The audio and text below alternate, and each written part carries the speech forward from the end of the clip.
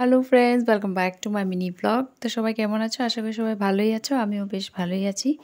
তো সকালে সব কাজ বাজ সেরে এসে পড়লাম স্নান টান করে রান্না করতে। তো রান্না মোটামুটি হয়ে গেছে। তারপরে নিয়ে এসেছে পমফ্রেট ফিশ।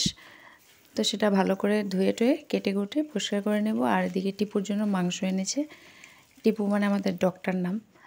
তো তারপরে এদিকে ভুতমরিচও এনেছে। তো ভালো করে মাছটাকে আগে ফ্রাই করে নেব।